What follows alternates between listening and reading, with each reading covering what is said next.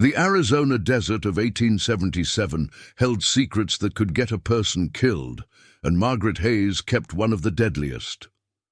When 3 Apache children appeared at her isolated ranch house with terror in their eyes and blood on their clothes, she had mere minutes to decide between safety and conscience. Her legs hadn't worked in 2 years, but her mind was sharp enough to understand what would happen if the armed militia hunting those children found them in her home.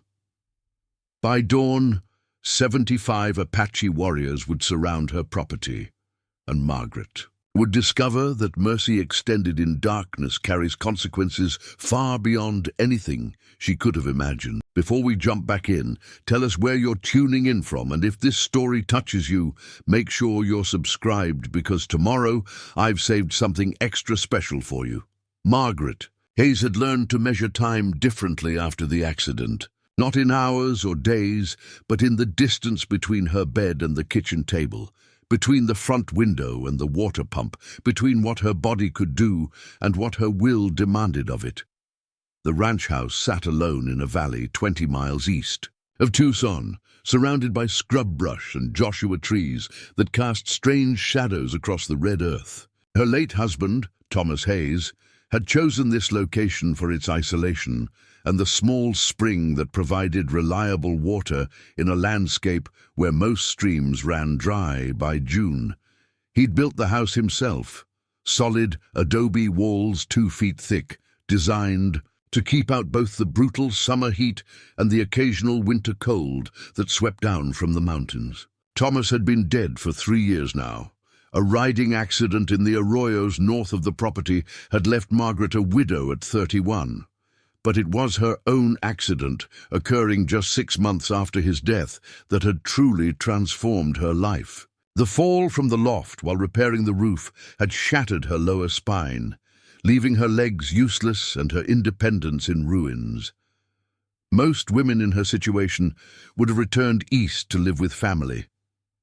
Margaret's sister in Philadelphia had written repeatedly, urging her to abandon the ranch and accept the comfortable dependence of relatives willing to care for an invalid. But Margaret had refused every invitation with polite firmness that gradually hardened into stubborn determination. She had made a life here with Thomas. They had planted olive trees that were finally bearing fruit. They had dug irrigation channels that transformed barren ground into vegetable gardens. They had built corrals and a small barn, dreaming of the cattle operation they would establish once they had saved enough capital. His death had devastated her, but she had continued the work, determined to honor his vision. Her own injury had complicated everything, but hadn't extinguished her resolve to remain. The modifications she'd made to accommodate her disability were ingenious in their simplicity. Rope systems allowed her to move items between rooms without standing. A modified wheeled chair, crafted from an old wagon seat and spare parts, let her navigate the house with surprising efficiency. She'd repositioned furniture at heights she could reach from her seated position, and had established routines that maximized her limited mobility. Water remained her greatest challenge. The spring was 50 yards from the house, and while Thomas had installed a hand pump closer to the dwelling, it still required more physical capability than Margaret could consistently manage. She had hired a young Mexican man, Carlos Mendez, to come twice weekly from Tucson to handle the heaviest tasks: hauling water barrels, chopping wood, maintaining the olive grove, and managing the small herd of goats that provided milk and occasional meat. Carlos was reliable and respectful, asking no intrusive questions about why a paralyzed woman insisted on living alone in such isolation. He brought news from town, delivered mail, and occasionally stayed overnight in the small bunkhouse when tasks required extra time. His presence twice a week provided the minimal human contact Margaret needed to maintain her solitary existence. The rest of the time, she was utterly alone, with only the goats, a few chickens, and the vast silence of the desert for company. Some might have found such isolation maddening, But Margaret discovered a strange peace in it. There were no pitying looks here, no well-meaning suggestions that she accept her limitations, no social obligations that highlighted her disability. Just work, routine, and the simple satisfaction of survival against odds many considered impossible. She read extensively, ordering books through Carlos that arrived from Tucson's small lending library. She sewed and mended with skill developed over years of frontier living. She kept meticulous records of her expenses and the ranch's modest income from olive oil and goat cheese that Carlos sold in town on her behalf. She wrote letters to her sister with carefully edited accounts of her life that emphasized competence over hardship. But beneath the practiced routine and determined self-sufficiency, Margaret carried a deeper loneliness that no amount of work could fully suppress. She missed conversation that went beyond practical necessities. She missed the companionship of her marriage, the simple pleasure of sharing meals and observations about the day. She missed being seen as something other than an object of pity or a curiosity of stubborn independence. The desert nights were hardest. Darkness came early in the valley, shadows lengthening across the red earth as the sun dropped behind the western ridges. Margaret would light her lamps and continue whatever task occupied her evening, but a part of her attention always remained on the sounds beyond her walls. Coyotes calling in the distance, the occasional scream of a mountain lion, the whisper of wind through the Joshua trees, and sometimes sounds that might have been human movement or might have been imagination. The Apache situation had grown increasingly tense throughout the year. Margaret heard the details through Carlos, who brought news from town where tensions ran higher with each passing month. The reservation system had displaced tribes from their traditional lands, concentrating them in areas that couldn't support their populations. Promises of food and supplies went unfulfilled. Young warriors, frustrated by broken treaties and the erosion of their way of life, occasionally left the reservations in small bands. The territorial government's response had been characteristically heavy-handed. Militia groups formed in various towns, ostensibly to protect settlers from Apache raids, though Margaret suspected many were more interested in land speculation and the bounties offered for Apache scalps. These armed groups operated with minimal oversight, and stories circulated of indiscriminate violence against any native people they encountered, hostile or peaceful. Margaret held complicated feelings about the Apache presence in the region.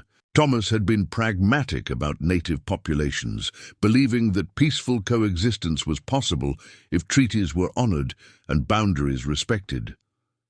He'd had occasional trading interactions with Apache families, exchanging tools or food for knowledge about water sources and weather patterns. Margaret had participated in these exchanges, finding the Apache women she met to be dignified and intelligent, their culture complex and sophisticated in ways that contradicted the savage stereotypes promoted in Eastern newspapers. But she also understood the fear that gripped many settlers. Raids did occur. People died in conflicts over land and resources. The violence was real, even if its causes were more complex than simple savagery. Margaret's isolation made her vulnerable in ways that settlers in town or on larger ranches with multiple families were not. A paralyzed woman alone was an easy target if any hostile force, Apache or otherwise, decided to attack. Still, she refused to live in constant fear. She kept Thomas's rifle loaded and within reach, though she doubted her ability to use it effectively from her wheeled chair. She maintained her routines and tried not to dwell on dangers she could neither predict nor prevent. What else could she do? Fear wouldn't make her legs work again. Anxiety wouldn't change her isolation. Better to focus on what she could control and accept what she couldn't. The evening of September 14th, 1877, began like countless others before it. Margaret finished her supper, simple fare of beans, cornbread and goat cheese, as the sun dropped toward the horizon.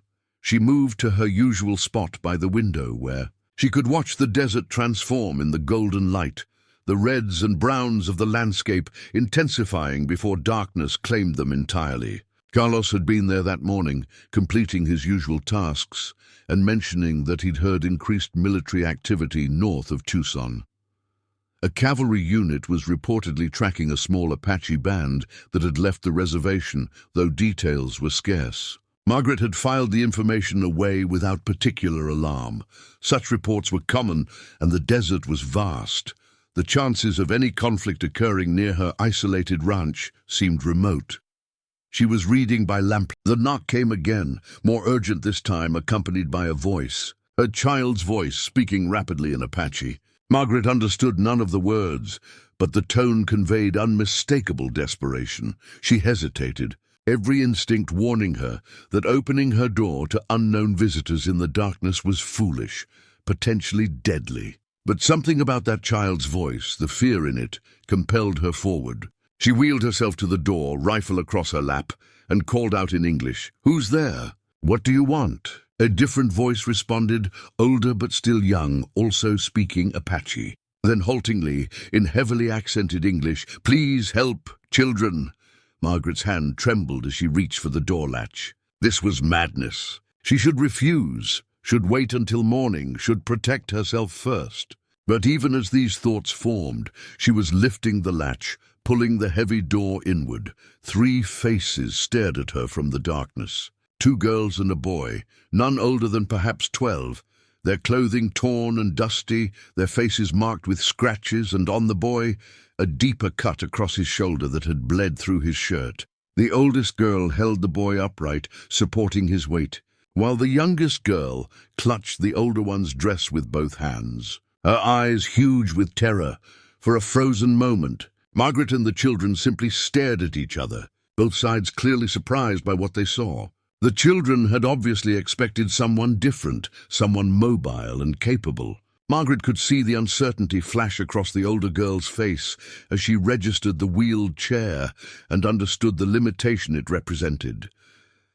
But there was no time for extensive deliberation. From somewhere in the distance came sounds that made the children flinch. Voices, multiple male voices, calling to each other in English. And they were getting closer. "Inside," Margaret said, making the decision instantly, knowing even as she did that she was crossing a line that couldn't be uncrossed. "Quickly, inside!" The older girl needed no further encouragement. She half-carried the injured boy across the threshold, while the youngest girl darted in behind them. Margaret pulled the door shut and dropped the heavy wooden bar into place, her hands shaking so badly she nearly dropped it. Only then did she turn to fully assess what she had just brought into her home. 3 Apache children, 1 injured, all terrified, standing in her small front room and staring at her with a mixture of hope and uncertainty that made her chest tighten. The older girl spoke again in Apache, her tone questioning. Margaret shook her head, gesturing helplessly. "I don't understand your language," she said, keeping her voice low despite the closed door. "English? Do you speak English?" "Little," the girl replied, holding her thumb and forefinger slightly apart to indicate her limited proficiency. She pointed to herself, Desba, then to the injured boy, Niol, and finally to the youngest girl. "Tayanita," Margaret nodded, committing the names to memory. She pointed to herself, "Margaret." Then, aware that every second counted, she gestured toward the injured boy. "He needs help. Medicine." Desbar nodded vigorously, her relief evident. She helped Niol to the nearest chair, easing him down with careful hands that suggested this wasn't the first time she'd tended to him. The boy was perhaps 10 or 11. His face tight with pain, he was clearly trying not to show. The wound on his shoulder had stopped bleeding, but the torn flesh looked angry and would certainly become infected if not properly cleaned and dressed. Margaret wheeled herself toward her small medicine cabinet, her mind racing. The voices outside had grown louder, definitely closer. She could make out words now. "The tracks led this way. Can't have gone far. Search every building." Terror and determination warred within her. She had perhaps minutes before those searchers reached her door. Minutes to decide how to handle this impossible situation. Minutes to figure out how a paralyzed woman could possibly hide 3 Apache children from what sounded like a determined hunting party. She pulled out her limited medical supplies: clean cloth for bandages, whiskey for sterilization, needle and thread for stitching if necessary.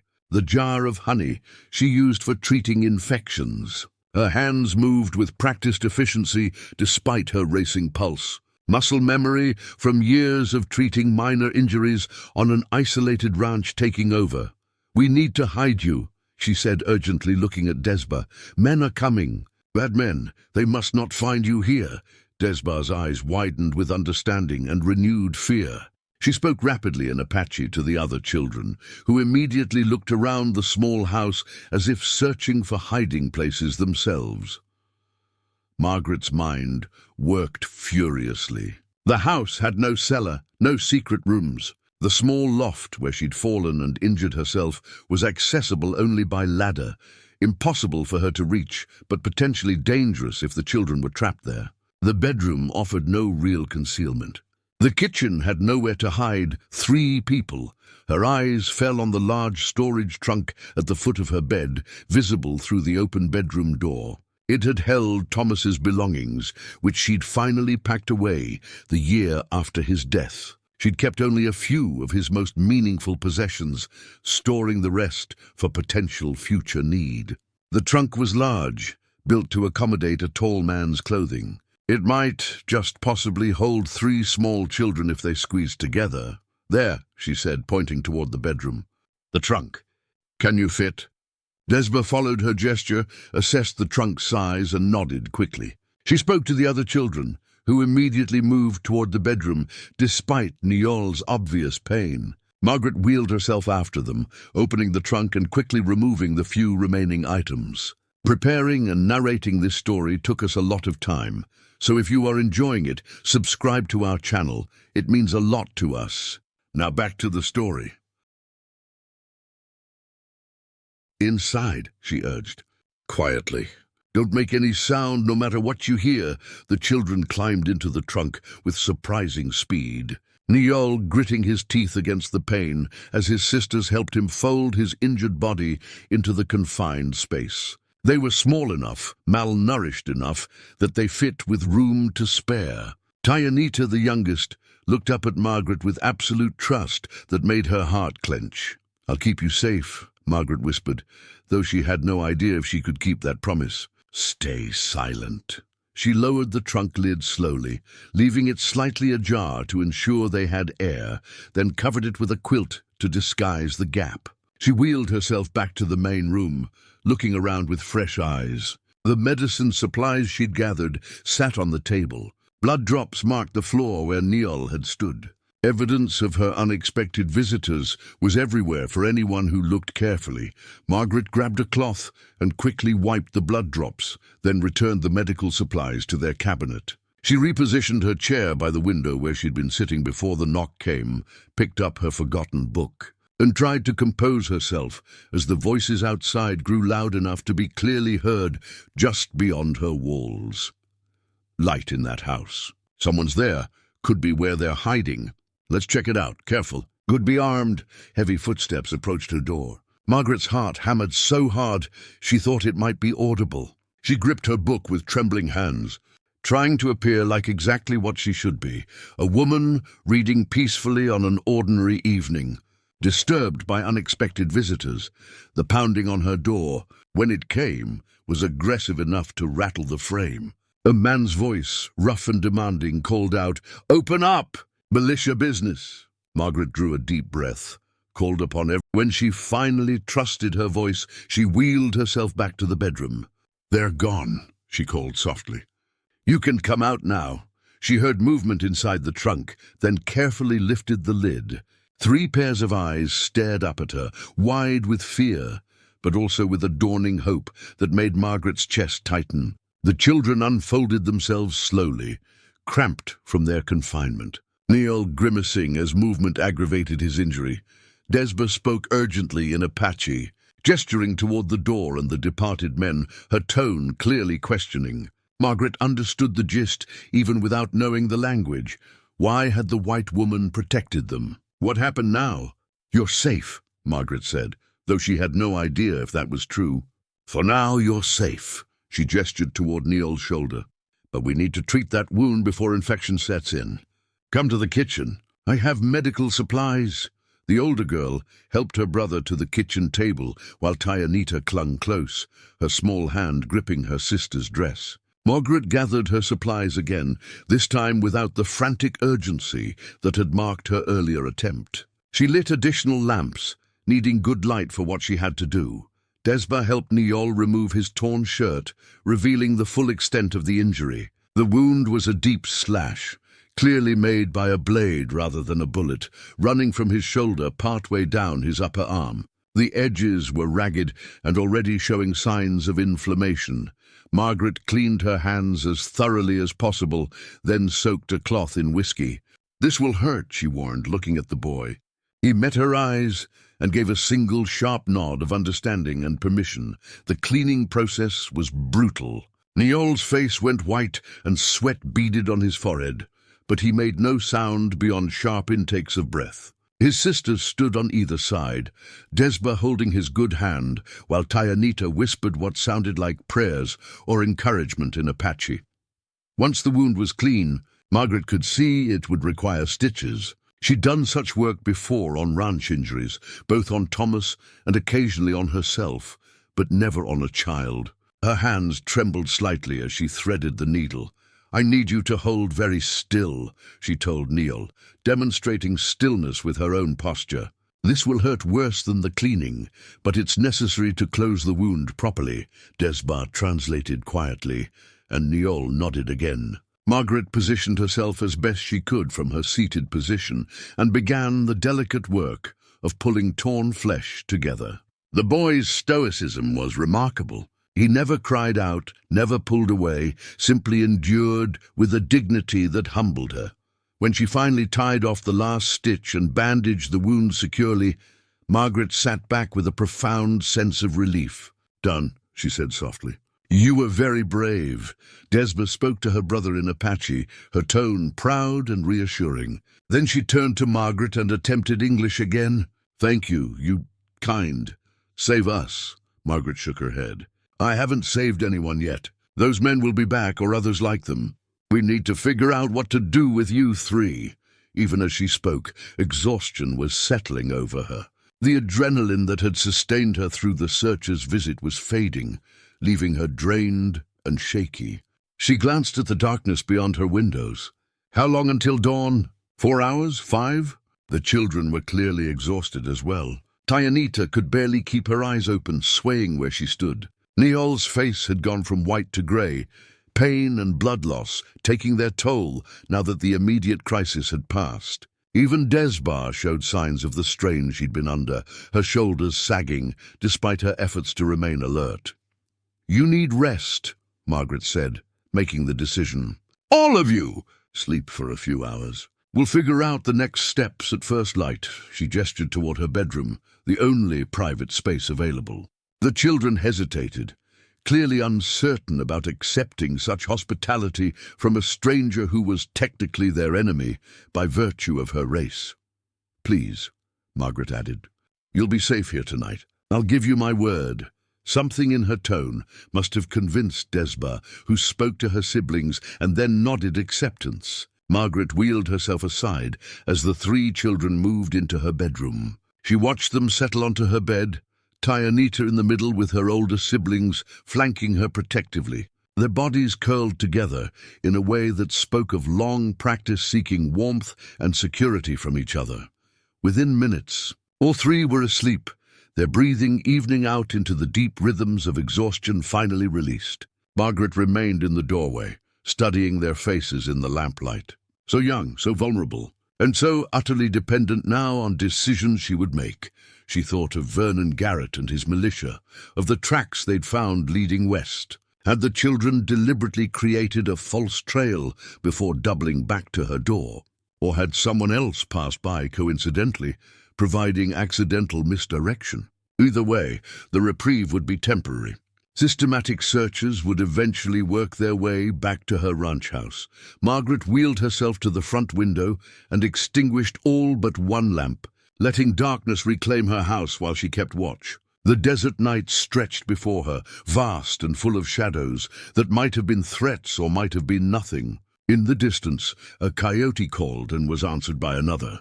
An owl hooted from one of the Joshua trees near her barn, normal sounds. The familiar music of desert nights she'd lived through hundreds of times. Yet everything felt different now. She'd crossed a line she couldn't uncross, made a choice that aligned her with hunted children rather than with the armed men of her own society. The implications spiraled outward into futures she couldn't quite envision. What would happen when the children's people came looking for them? Because they would come. Apache families didn't abandon their children. Somewhere out there, parents or relatives were searching, probably with the same desperation that had driven the children to her door. And what would happen when those searchers surrounded her isolated ranch house? When Apache warriors, expecting to fight for the children's release, instead found a paralyzed white woman who had protected them. The situation was unprecedented, fraught with dangers Margaret could barely begin to calculate. She thought of Thomas, of what he would have done in her situation. He'd been pragmatic, guided by a moral compass that valued human life above abstract loyalties to race or nation. She thought he would have made the same choice she had, would have opened the door to desperate children, regardless of their heritage. But Thomas had been a man who could ride, who could fight if necessary, who could have physically defended his choice. Margaret had only her words, her determination, and a paralyzed body that made her fundamentally vulnerable to any force that wished her harm. Dawn seemed impossibly far away as she sat in the darkness, keeping her vigil. The night stretched on, each hour marked by subtle changes in the quality of darkness. The shift of stars across the sky, the cooling of the desert air as the earth released the day's accumulated heat. Margaret's mind wouldn't rest. She planned and discarded strategies, considered possibilities, tried to anticipate what morning would bring.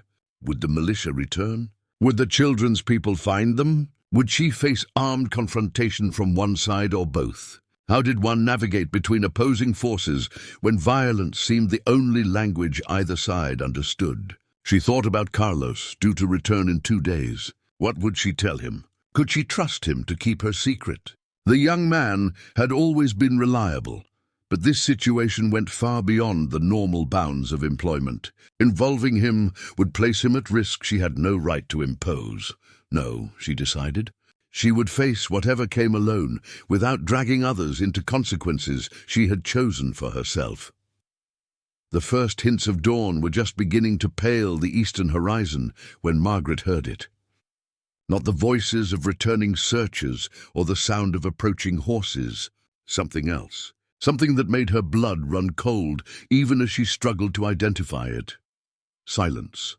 The desert night sounds had stopped. No coyotes called. No owls hooted. Even the wind seemed to have stilled. It was the silence of predators nearby, of danger so close that all other creatures had gone to ground. Margaret's hands gripped the arms of her wheeled chair as she strained to see into the pre-dawn darkness. Shadows moved at the edge of her vision, or did they? Was that the shape of a man near her barn, another by the olive grove? Or were her exhausted eyes creating threats from darkness and fear? Then, as the sky lightened enough to give shapes definition, she saw them. Not 5 men this time, not a small militia patrol. Dozens of figures surrounded her ranch house in a loose circle that tightened even as she watched. Warriors, their bodies painted, carrying weapons that ranged from traditional bows to modern rifles. They made no sound, no war cries or challenges. They simply appeared like smoke materializing into solid form, their numbers growing as dawn revealed what darkness had hidden. 20 warriors, 30, 50, more emerging from the landscape with each passing minute. Margaret's heart hammered, but she remained motionless at her window. This was it. The moment she'd both dreaded and expected. The children's people had found them.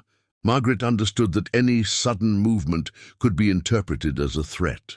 She remained perfectly still at the window, her hands visible, making no reach toward Thomas's rifle that leaned against the nearby wall. The warriors held their positions, a living barrier between her ranch house and the rest of the world, their discipline evident in their coordinated silence as full dawn broke across the desert, painting the landscape in shades of gold and amber.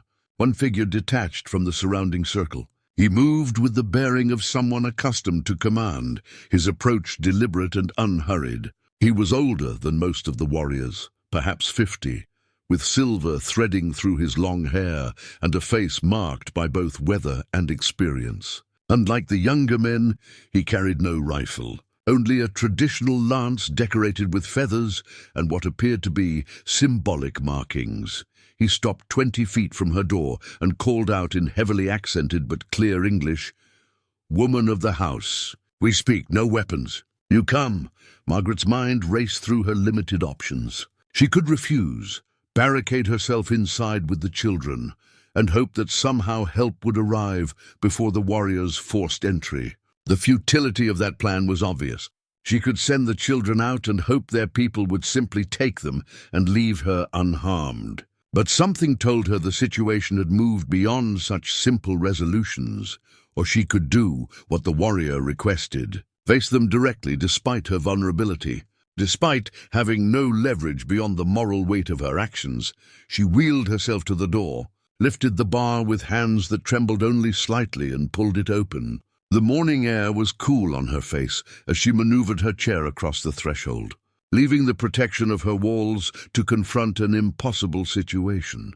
The warrior who had called to her watched her approach, his expression impossible to read. She saw his eyes take in her wheeled chair, her useless legs, the fundamental limitation that defined her physical existence. Something shifted in his face, surprise perhaps, or reassessment. "You are alone here?" he asked, his tone neutral, but his question clearly important. "Yes," Margaret confirmed, stopping her chair several feet from him. "I live alone. The children. They are here?" No point in denial. "They are. They came to my door last night, frightened and one injured. I gave them shelter and medical care." The warrior studied her for a long moment. "My name is Victoria. The boy is my grandson. The girls are my granddaughters. Their parents were killed 3 days ago by white soldiers during a peaceful hunting trip." The information struck Margaret like a physical blow. Orphans. These children were newly orphaned. Their trauma so fresh they'd barely had time to process it before being hunted through the desert. "I'm deeply sorry for your loss," she said, meaning it. "The boy's wound has been cleaned and stitched. All 3 are resting inside." Victorio's weathered face tightened with emotion before he mastered it. "You treated his injury? You did not turn them away or deliver them to the men who hunt them?" "They were children in need," Margaret said simply. "I couldn't do otherwise. Yet you are white. We are Apache. Our peoples kill each other. This is known."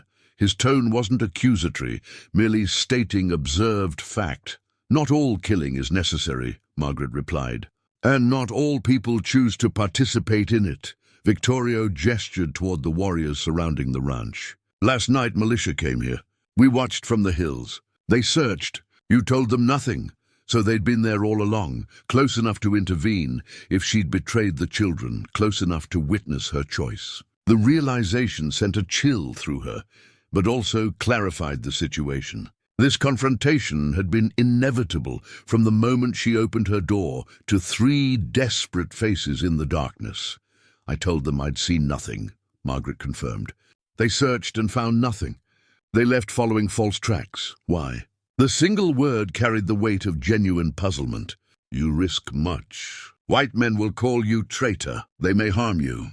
Why protect Apache children?" Margaret considered her answer carefully. This man deserved honesty, not platitudes about human decency that might sound hollow, given the violence his family had experienced. "My husband and I came to this territory seeking a new life," she said finally. "We saw beauty in this land, opportunity in its challenges. He died before those dreams could be realized, and then I was injured in a way that changed everything I thought possible for myself." She gestured to her legs, to the wheeled chair. I've learned that survival requires different kinds of strength than I once imagined. When those children appeared at my door, I saw only their need and my ability to respond to it. Nothing else seemed relevant. Victorio absorbed this, his dark eyes searching her face. You speak the truth. This is in your voice, your eyes. He turned and called out in Apache to the surrounding warriors. Several began to move, converging on the house. Margaret's pulse quickened, but she held her ground. What happens now? Now we take the children to safety, Victorio said. Away from militia, away from soldiers who kill families during peaceful hunts. He paused. But first I must see my grandson's injury. Ensure your medicine was good. Of course, Margaret agreed, wheeling herself back toward her door. She heard movement behind her, knew that warriors were following, but focused on maintaining her composure. Fear would help nothing now.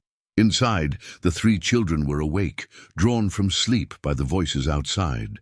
They stood clustered in the bedroom doorway, Tyanita clinging to Desba, while Niol tried to look brave, despite the pain evident in his tense posture. When they saw Victorio, their reactions were immediate and profound. "Grandfather!" Desba cried out, abandoning her attempt at stoic composure. All three rushed toward him, speaking rapidly in Apache.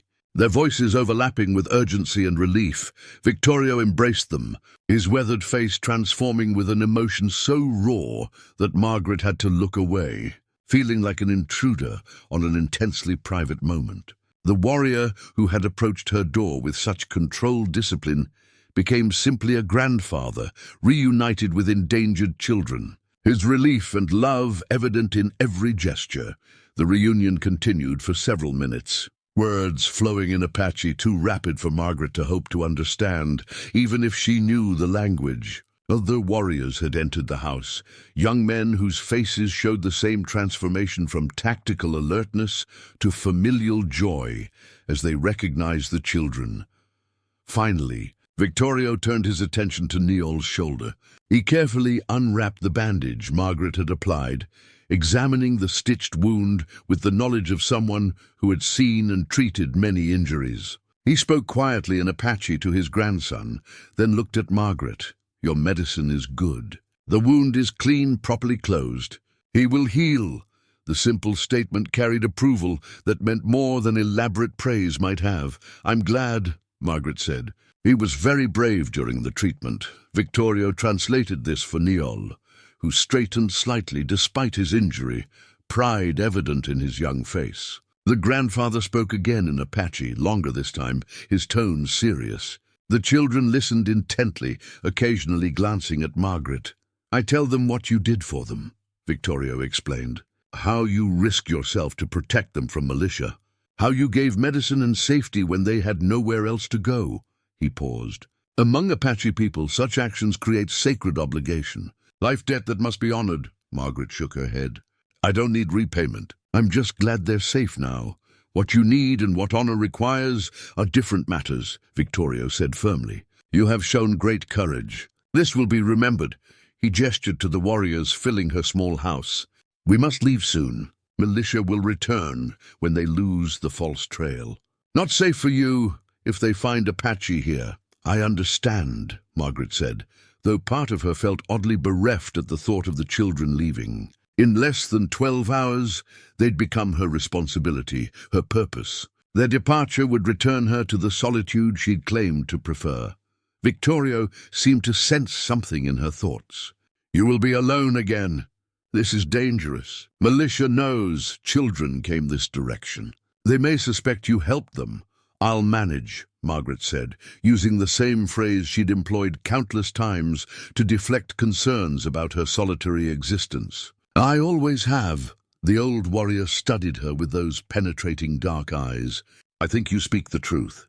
But truth does not always protect us from harm. He spoke in Apache to the warriors, who began to move toward the door, clearly preparing to depart. Desba approached Margaret, her young face serious. She spoke carefully in her limited English. Thank you, you good person. We will not forget. Stay safe, Margaret replied, her throat unexpectedly tight. Take care of your brother and sister. The girl nodded solemnly, then followed her siblings and grandfather toward the door. The warriors filed out with the same silent efficiency that had marked their arrival, reforming their protective circle around the children as they prepared to leave. Victorio paused at the threshold. "One more thing, Margaret Hayes." The use of her full name, which she hadn't given him, indicated how thoroughly they'd observed her situation. "If you ever need aid, if danger comes that you cannot face alone, send word. Apache remember debts. We protect those who protect our children."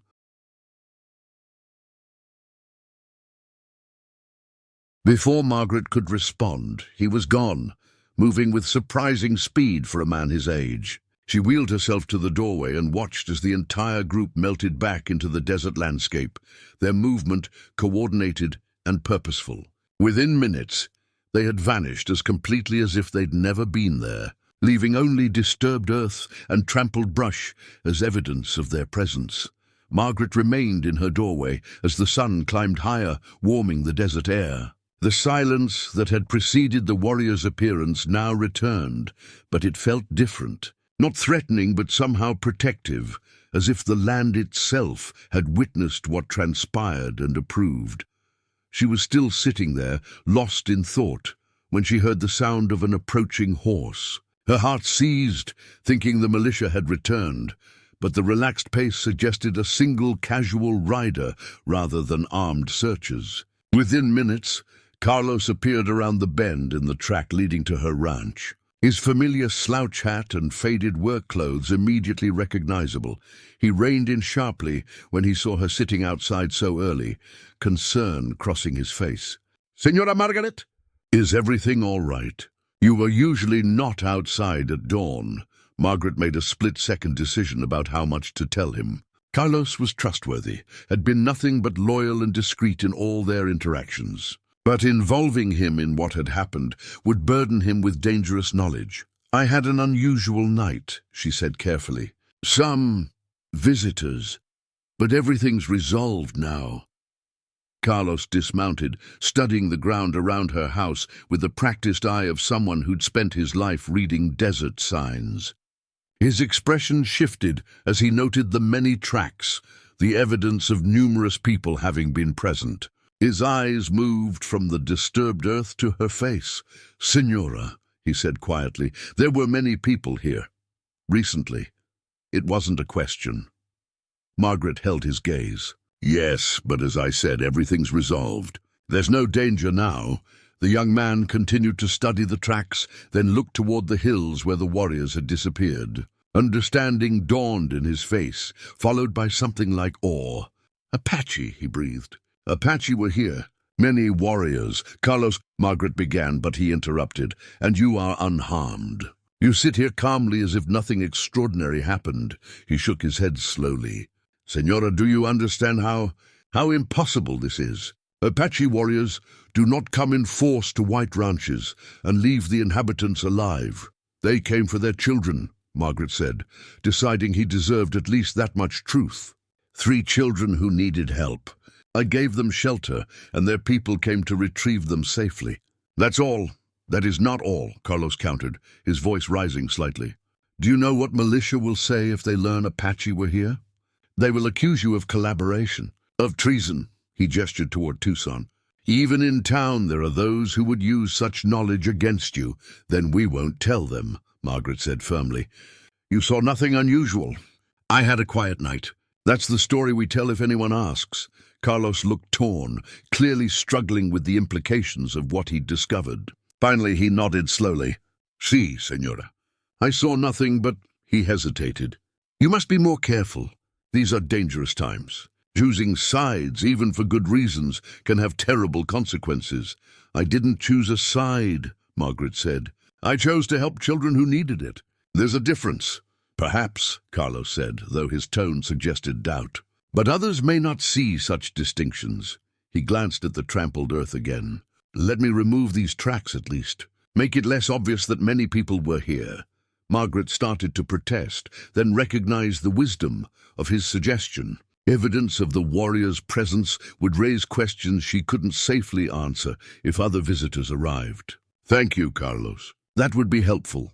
The young man worked for the next hour, using a branch to sweep and blur the most obvious tracks, scattering fresh dirt to disguise the disturbance. It wasn't perfect concealment, but it would pass casual inspection. As he worked, Margaret returned to her house and began setting it to rights. Removing any trace of her unexpected guests, she washed the blood from her medical supplies, returned everything to its proper place, remade her bed with fresh linens, and generally restored the appearance of normalcy. Only when she was satisfied that nothing obvious would betray the night's events did she allow herself to pause and consider what had actually transpired. She'd sheltered fugitive Apache children, lied to armed militia, provided medical treatment that undoubtedly saved the injured boy's life, and then been confronted by dozens of Apache warriors who, by all conventional wisdom, should have killed her. Instead, they'd offered protection and honored her actions with promises of future aid. The sheer improbability of her survival, let alone the peaceful resolution, struck her forcefully. She thought of Vernon Garrett's assumptions about Apache savagery, about the newspaper accounts of endless violence and atrocity. Yet the warriors who'd surrounded her home had shown remarkable discipline, and their leader had demonstrated both intelligence and honor that contradicted every stereotype. What other assumptions about the conflicts tearing through the territory were similarly flawed? How much violence stemmed from misunderstanding and prejudice rather than genuine incompatibility?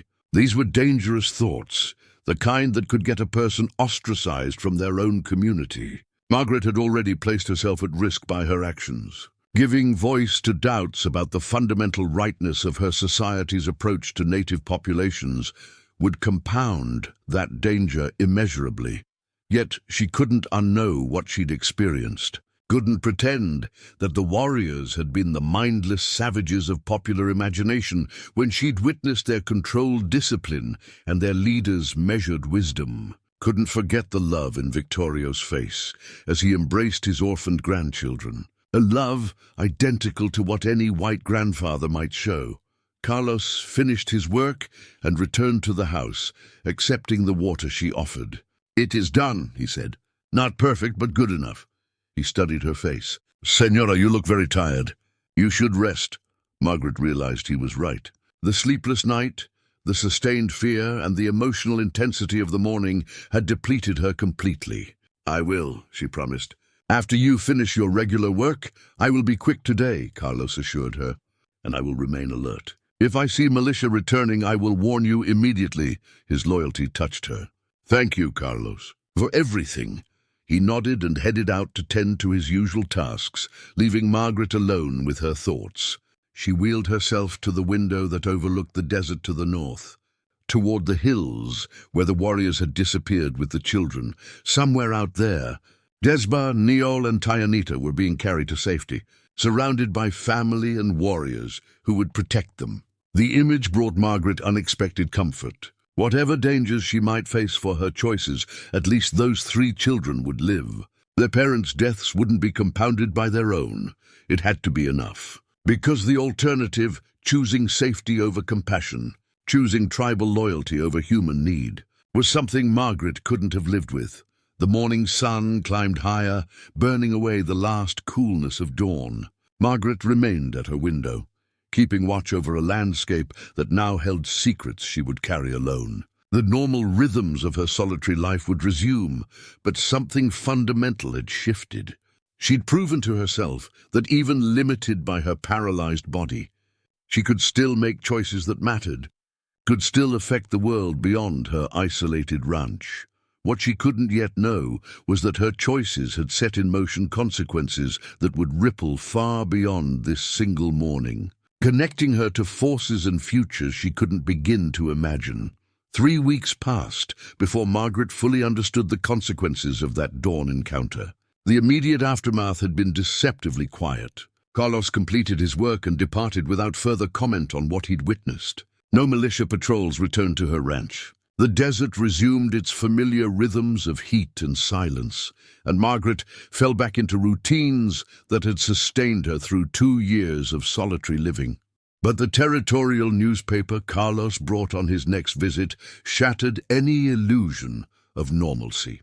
Margaret unfolded the Tucson Weekly Citizen with her usual curiosity about distant events, then froze as she read the headline splashed across the front page. Apache raid proves reservation system. Failure. Military response authorized. The article that followed painted a picture so distorted from reality that Margaret barely recognized the events it purported to describe. According to the reporter, a savage Apache war party had attacked an isolated ranch, terrorizing a helpless invalid woman before escaping with stolen supplies and livestock. The militia's heroic intervention had supposedly driven off the raiders, though the Indians had evaded pursuit through their cunning knowledge of the treacherous terrain. Vernon Garrett featured prominently in the account, describing the night's events with embellishments that transformed his unsuccessful search into a dramatic confrontation. He made no mention of tracking children or searching for fugitives. Instead, he spoke of defending civilization's outposts against an implacable enemy. The article's conclusion chilled Margaret to her core. This latest outrage demonstrates the futility of peaceful accommodation with Apache bands who reject reservation life. Territorial Governor Samuel Bradford has authorized expanded military operations to bring hostile elements under control by any means necessary. Citizens are urged to report any suspicious activity or evidence of Indian sympathizers who undermine these essential security measures. Margaret read the piece 3 times, her hands trembling with anger and fear. They turned her act of compassion into propaganda, justifying increased military aggression. Worse, the final paragraph's reference to Indian sympathizers suggested that suspicion had already begun to focus on those who might deviate from the approved narrative of Apache savagery. Senora. Carlos stood in the doorway, having finished filling her water barrels. You look distressed. Bad news? Margaret considered how much to share, then decided he deserved to understand the danger they both faced. She handed him the newspaper. Read the section about Apache raids. Tell me if anything sounds familiar. Carlos read slowly, his expression darkening as he progressed through the article. When he finished, he looked at Margaret with genuine alarm. This is about that night, about the children you helped. But everything is lies. Not everything, Margaret said bitterly. Vernon Garrett was here. Warriors did surround the ranch, but the context, the reasons, the actual events, all twisted to serve a political agenda. This is very dangerous, Senora, Carlos said, his voice low and urgent. If anyone suspects you helped Apache families, if they connect you to this story. He didn't finish the thought, but didn't need to. The implications were clear. Margaret took back the newspaper, staring at the distorted account of her own experience. What choice do I have? I can't exactly write a letter to the editor explaining what really happened. That would only confirm their worst suspicions about Indian sympathizers. You must be very careful, Carlos insisted. Say nothing to anyone about that night. If militia comes again, you know nothing, saw nothing, remember nothing. He paused, struggling with something. Senora, perhaps you should consider leaving, going to your family in the east. This territory is becoming too dangerous for someone in your position. I'm not leaving, Margaret said firmly. This is my home. I won't be driven away by lies and fear-mongering. Carlos looked like he wanted to argue further, but recognized the futility. Then I will watch carefully. Tell you if I hear dangerous talk in town.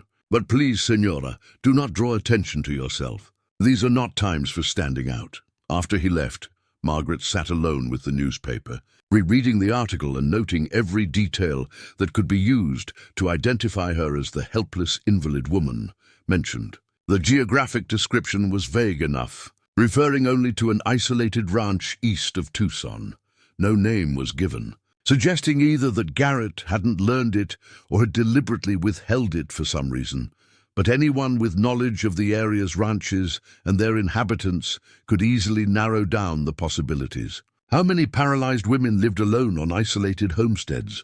The specificity of her situation made her identifiable, to anyone looking closely enough. The following days brought an oppressive sense of waiting for consequences that seemed inevitable but stubbornly refused to arrive. Margaret maintained her routines with forced normalcy, tending her small household, caring for her goats and chickens, reading by lamplight in the evenings. But a part of her attention remained constantly alert for sounds of approaching riders, for any indication that her role in the children's escape had been discovered. A week after the newspaper article appeared, new visitors arrived. Not militia this time, but 3 well-dressed men who introduced themselves as representatives of the Territorial Land Commission. Their leader, a portly man named Harrison Burke, who sweated profusely despite the moderate temperature, explained that they were conducting a survey of all ranch properties in the region. Standard administrative procedure, Burke assured her, mopping his forehead with a handkerchief. The territorial government needs accurate records of land ownership, property boundaries, current usage, etc. Just a few questions shouldn't take long, but the questions that followed went far beyond standard administrative inquiry.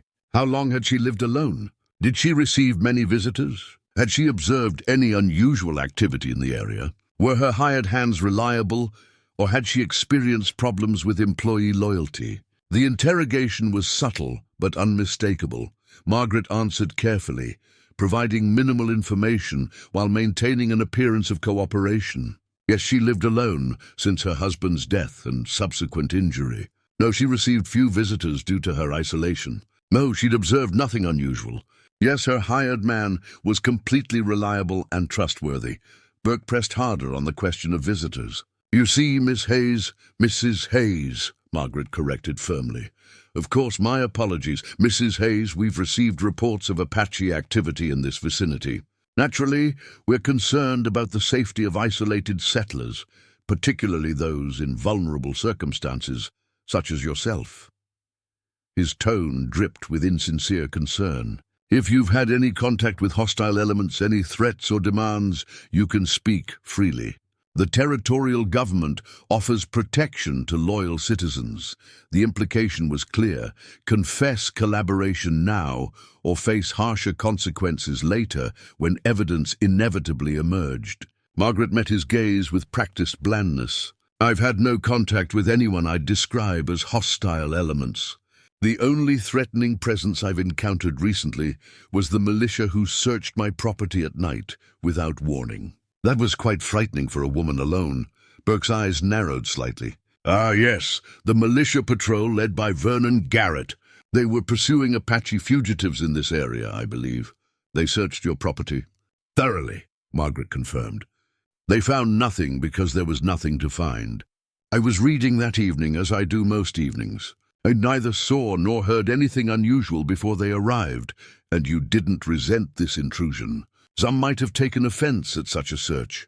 I understood it as necessary, given the circumstances they described, Margaret said smoothly. Though I did find it somewhat alarming to have armed men pounding on my door after dark.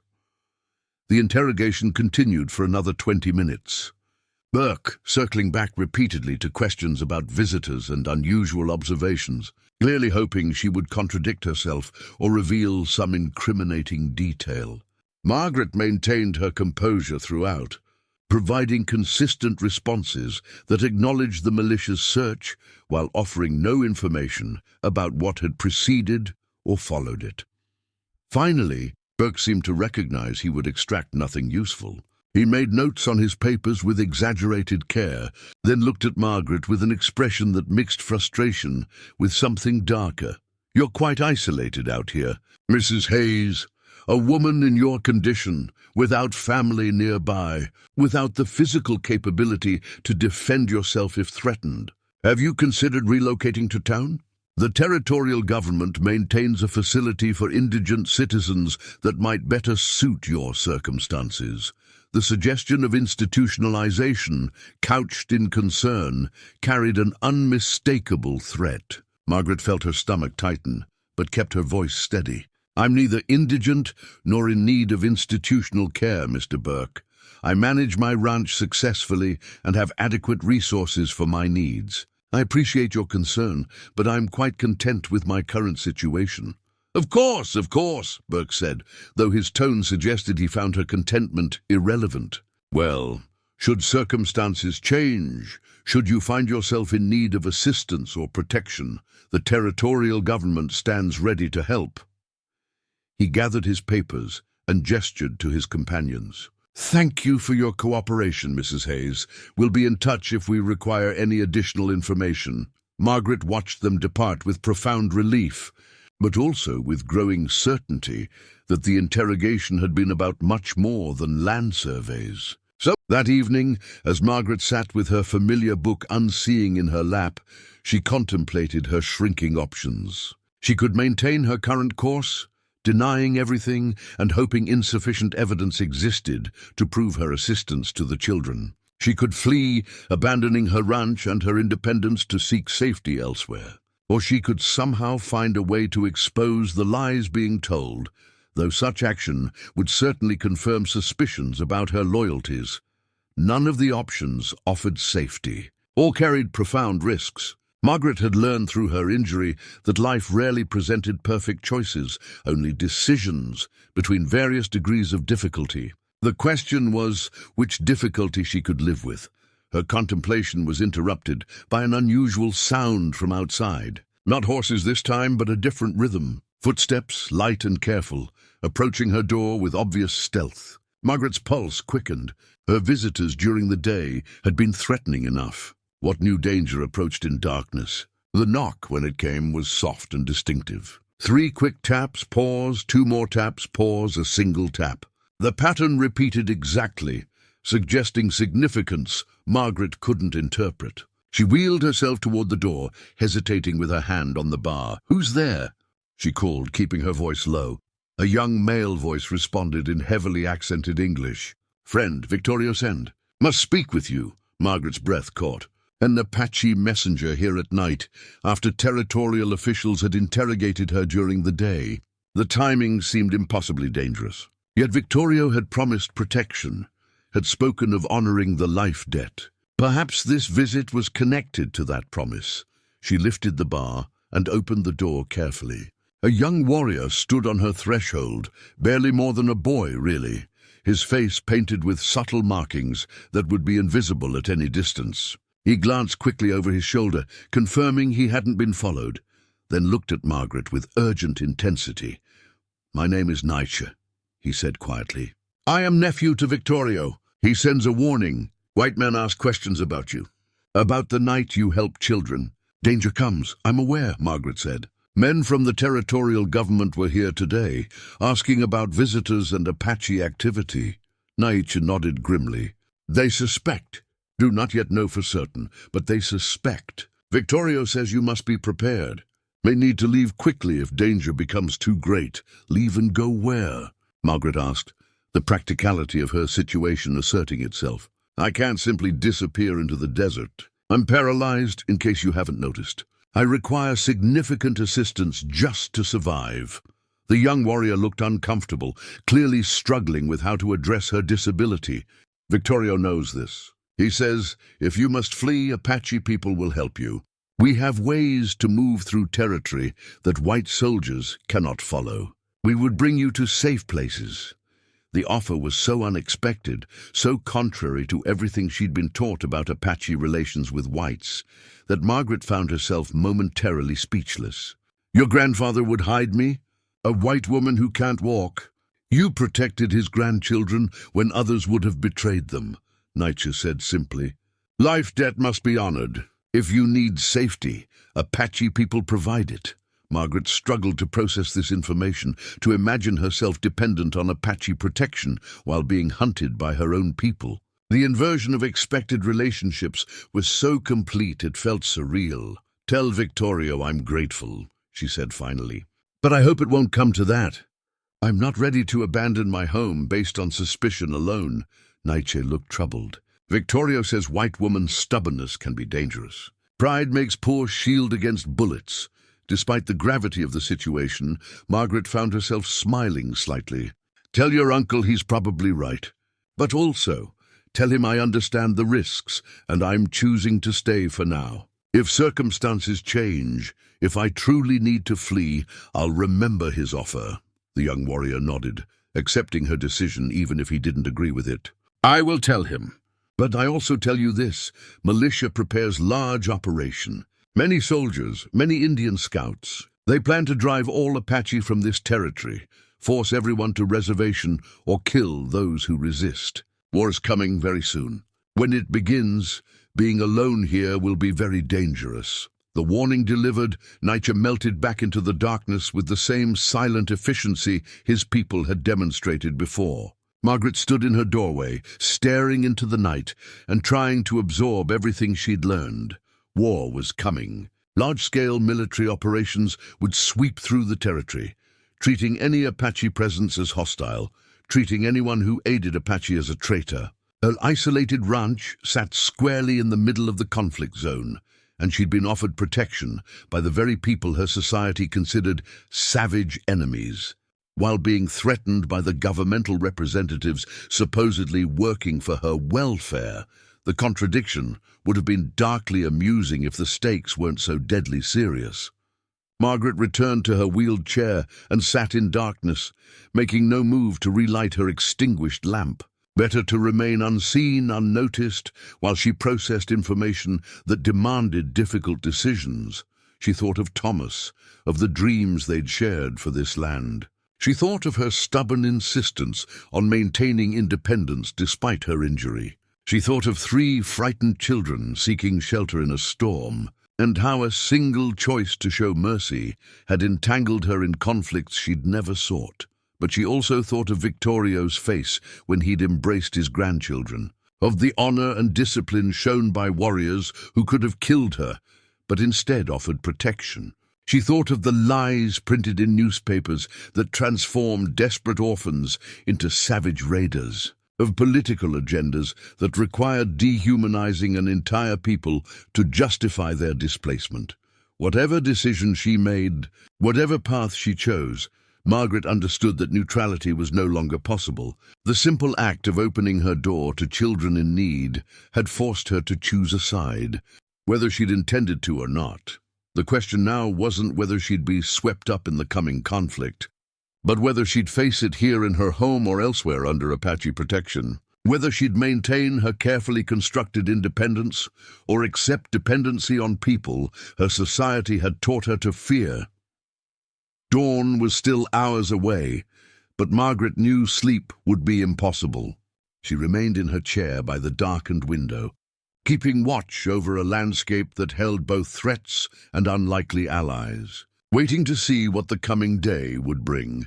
The waiting, she was learning, was the hardest part. Not the danger itself, but the anticipation of it. The knowing that forces beyond her control were moving toward collision, and that she stood at the convergence point whether she wished to or not, somewhere in the darkness. Apache warriors kept watch over her ranch, protecting a debt of honor while their own people prepared for war. Somewhere in Tucson, territorial officials plotted operations that would sweep through the region, crushing resistance and punishing anyone suspected of divided loyalties.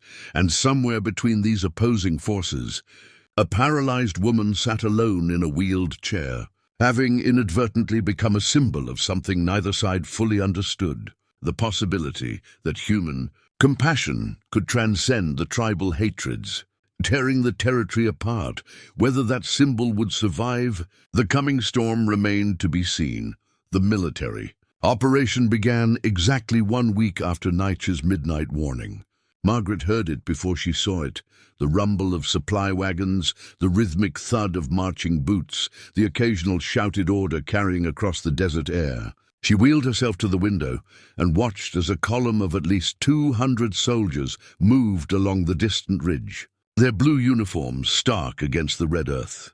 Carlos had arrived early that morning with provisions and news from town. His face was drawn with worry as he unloaded supplies with unusual haste. "They are mobilizing everything, Senora. Every available soldier, plus civilian militias from 3 counties. The commander says this will be the final solution to the Apache problem." He glanced nervously toward the ridge, where dust from the column still hung in the air. They plan to sweep the entire territory, force all Apache onto reservations, or eliminate them entirely. Margaret absorbed this information with a sinking feeling. How long will the operation last? Margaret felt the walls closing in. The careful ambiguity she'd maintained was eroding. Soon suspicion would harden into accusation, and accusation into action. Thank you for warning me, Carlos. You've been more loyal than I had any right to expect. You have been fair employer and good person, Carlos said simply. But, Senora, I must speak plainly. My family depends on my work. If I am seen as associate of suspected Indian sympathizer, I, too, become suspect. My wife, my children... He trailed off miserably. You're saying you can't come here anymore, Margaret finished for him, understanding completely. Carlos looked genuinely pained. I'm sorry, Senora. I'm coward, perhaps, but I cannot risk my family. After today, I cannot return. I'm so very sorry. Don't apologize, Margaret said firmly. You've done nothing wrong. Your first obligation is to your family. I understand that completely. She managed a slight smile. I've survived alone before.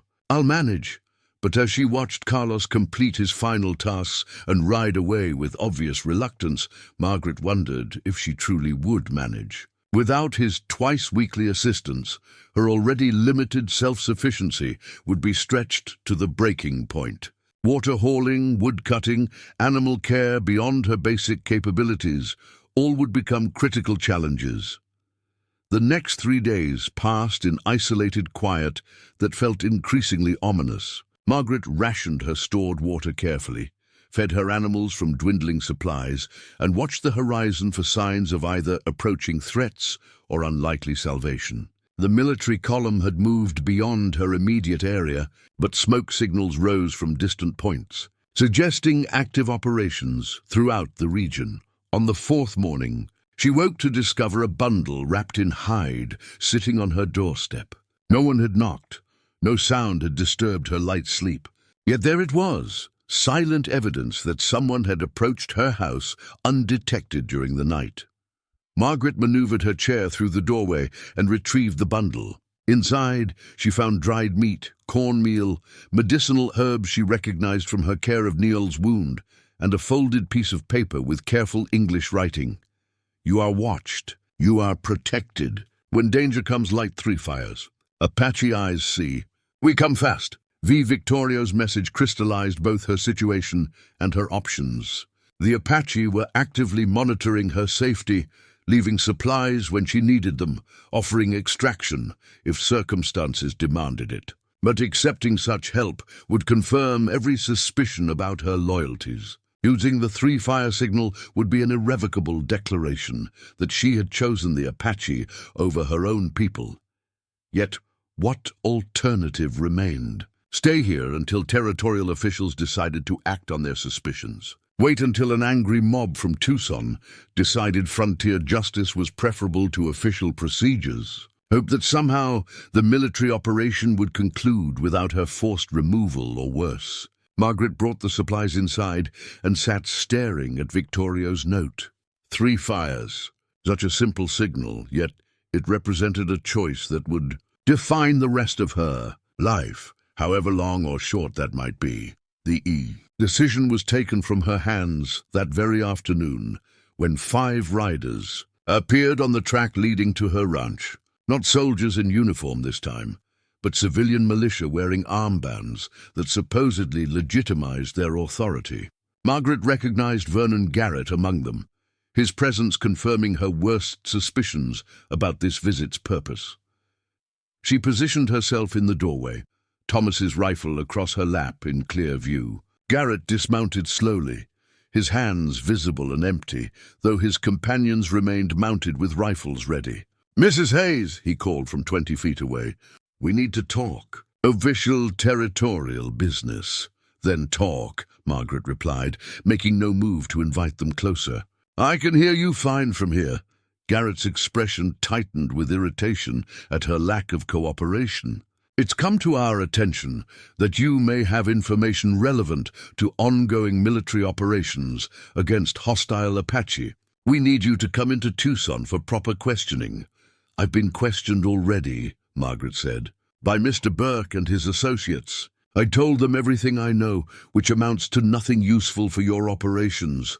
Burke's visit was preliminary, Garrett countered. Circumstances have changed. We now have evidence suggesting direct Apache contact with this property.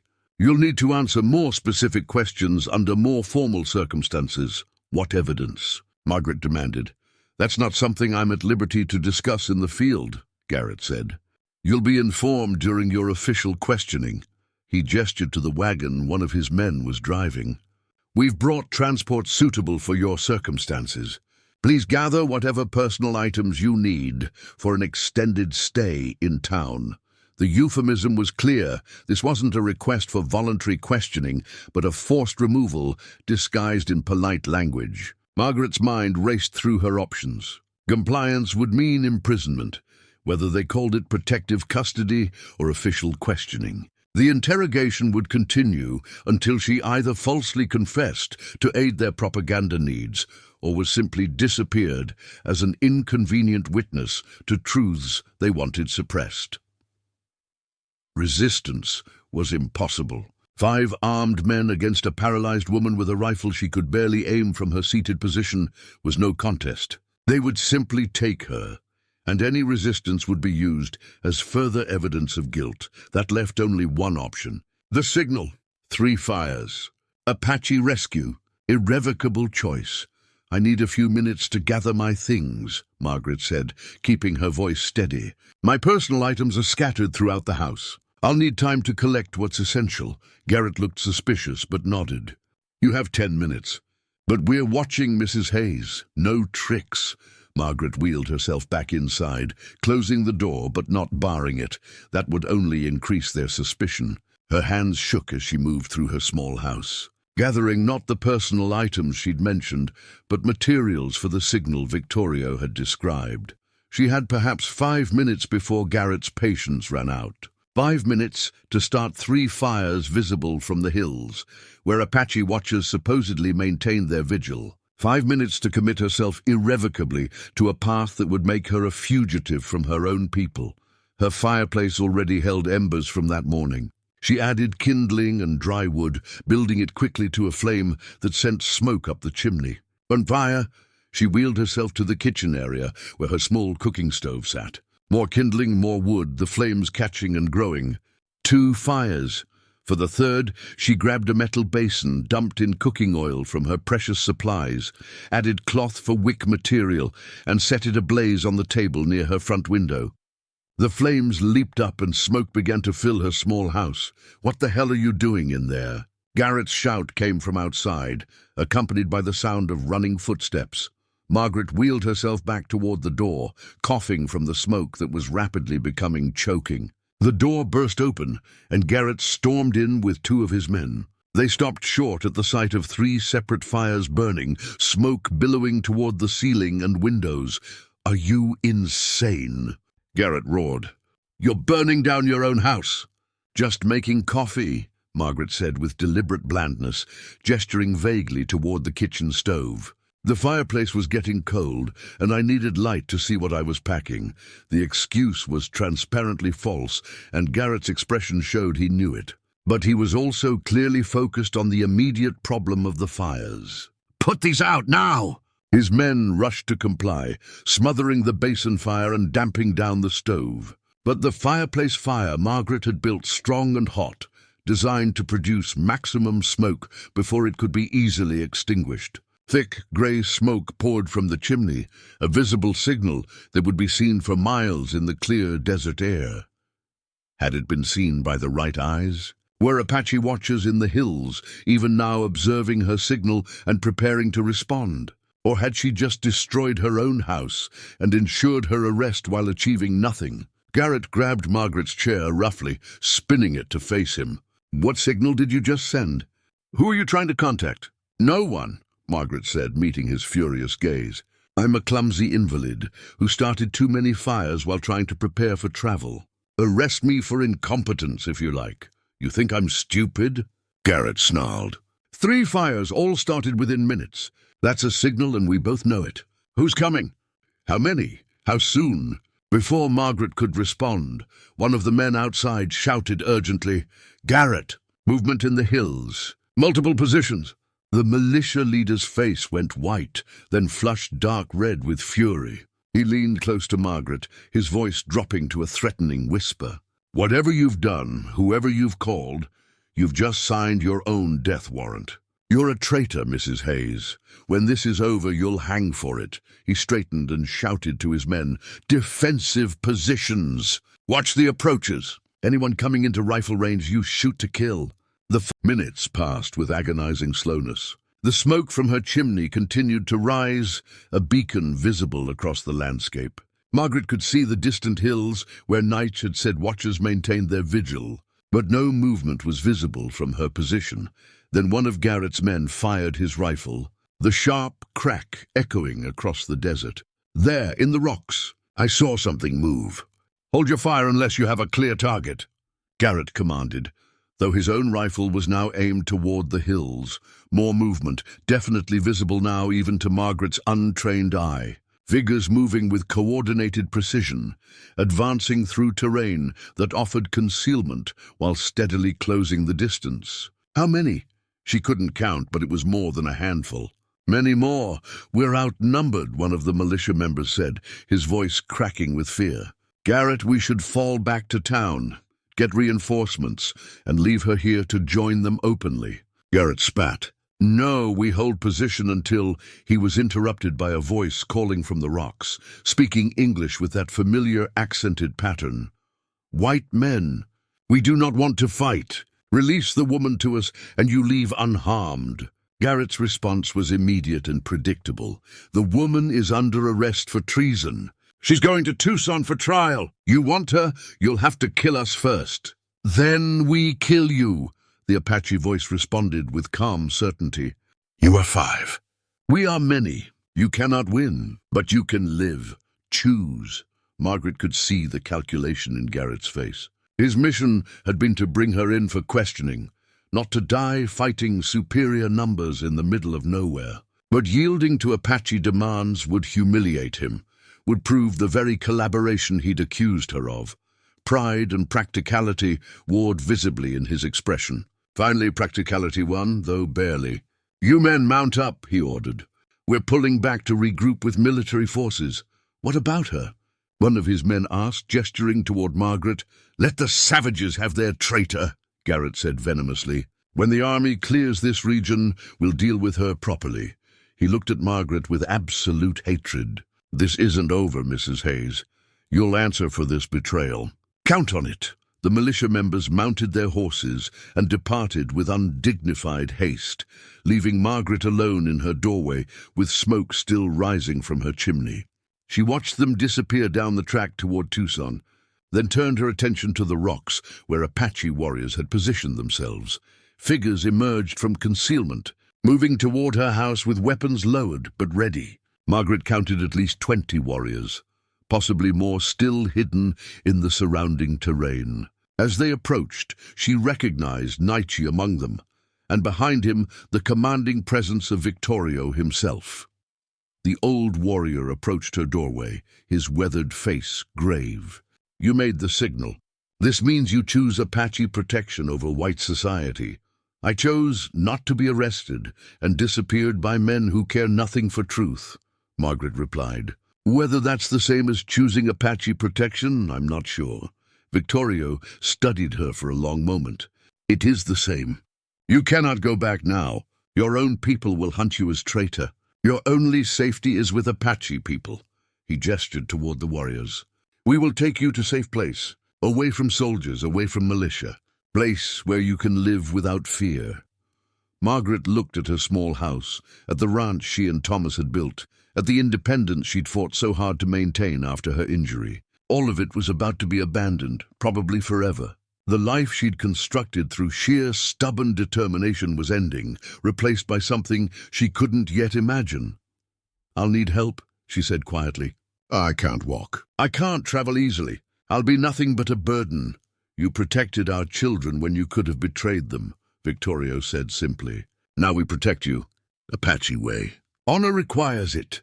He turned and spoke rapidly in Apache to his warriors. Several immediately began to work, fashioning a travois from materials they'd brought, long poles, leather straps, blankets to cushion the rough travel ahead. They worked with practiced efficiency, clearly having prepared for exactly this contingency. While they worked, Margaret gathered a few essential items from her house: clothing, her most precious books, Thomas's pocket watch, her mother's locket. Everything else would remain, evidence of a life interrupted mid-sentence. She took one final look at the small cabin that had been her home, her sanctuary, her prison, and her refuge. Then she allowed the warriors to lift her from her wheeled chair and secure her on the travois they'd constructed. The position was undignified and uncomfortable, but it would allow them to move quickly, through terrain her chair could never navigate. "Where are we going?" she asked as they prepared to depart. "Deep canyon," Victoria replied. "Hidden valley where soldiers cannot follow. Many Apache families gather there now, preparing for war that comes." He paused. "You will be safe there. Strange, perhaps, different from your life before, but safe." As the warriors lifted the travois and began to move, Margaret caught a final glimpse of her ranch house disappearing behind the rocks. Smoke still rose from her chimney, a signal that had saved her life, while ending it in another sense. She was now a fugitive from her own people, dependent on those society called enemies, traveling toward an uncertain future in hidden places she'd never imagined visiting. Everything she'd understood about her life, her identity, her place in the world, had been overturned in the space of a few desperate weeks. Yet as they moved deeper into the wilderness, away from the territory she'd known and toward whatever awaited in the hidden Apache strongholds, Margaret felt something unexpected alongside her fear and grief. Freedom, the burden of maintaining impossible independence, of pretending her limitations didn't matter, of fighting constant battles for basic dignity. All of it was falling away. She didn't know what would replace it, but at least she would face whatever came, surrounded by people who had proven their honor, when her own people had shown only threats and manipulation. The journey toward her new life had begun. There was no going back now. The journey to the hidden canyon took 3 days of travel through terrain Margaret had never imagined existed. The warriors moved with fluid efficiency through narrow passes, across rock faces that seemed impassable, and along trails invisible to untrained eyes. The travois they'd constructed for her proved remarkably stable, though every jolt and bump reminded her of her complete dependence on these men who'd become her unlikely protectors. They traveled primarily at night, resting during daylight hours in sheltered locations where scouts maintained constant watch. Margaret learned to recognize the subtle signals the warriors used to communicate across distances: hand gestures, bird calls, the positioning of stones or branches that conveyed complex information to those who understood their meaning. Nietzsche stayed close to her throughout the journey, attempting conversation in his limited English during rest periods. He explained landmarks they passed, pointed out water sources that meant the difference between life and death in the desert, and gradually revealed details about the destination that awaited them. "The canyon is sacred place," he told her on the second night, his voice low as they rested beneath an overhang that concealed their small fire. "Our people have used it for generations when enemies come. The entrance is narrow, easy to defend. Inside there is water, game, plants for food and medicine. A person could live there for many seasons without leaving. How many people are there now?" Margaret asked, trying to envision what awaited her. Nietzsche considered the question. "Perhaps 200, maybe more. Families who refuse reservation, warriors preparing to fight if soldiers come, elders who remember old ways, children learning to survive as Apache people always have." He paused. "And now one white woman who protected our young ones." The designation carried weight Margaret was still processing. She would be the only white person in this hidden community, the only one who couldn't speak their language fluently, the only one whose disability required constant accommodation. The prospect was simultaneously terrifying and strangely liberating. On the third day, as the sun began its descent toward the western horizon, they reached the canyon entrance. Margaret had been dozing fitfully on the travois when she felt the warriors stop. She opened her eyes to see a narrow cleft in the rock face, barely wide enough for two people to walk abreast. The walls rose at least 50 feet on either side, creating a natural corridor that could be easily defended by a handful of warriors. Victorio spoke briefly with sentries positioned at the entrance, then gestured for the group to proceed. As they moved through the narrow passage, Margaret felt the weight of stone on all sides, the constriction that would make this place nearly impregnable to cavalry assault. The passage twisted and turned, preventing any clear line of sight, making it impossible to fire weapons effectively from outside. Then abruptly, the passage opened into a valley that stole Margaret's breath. The hidden canyon was perhaps a mile long and half a mile wide, its floor covered with grass and scattered trees. A clear stream ran through the center, fed by springs emerging from the canyon walls. Rock shelters and traditional wickiups dotted the landscape, smoke rising from cooking fires. Children played near the stream, while women worked on various tasks, and warriors moved with purposeful activity throughout the settlement. It was a functioning community, organized and vibrant despite the extraordinary circumstances that had brought everyone here. Margaret felt a surge of emotion she couldn't quite name, part wonder, part relief, part grief for what she'd left behind, part terror at what lay ahead. The warriors carrying her travois moved toward a large wickiup near the center of the settlement. People stopped their activities to watch the new arrival, their expressions ranging from curious to suspicious to openly hostile.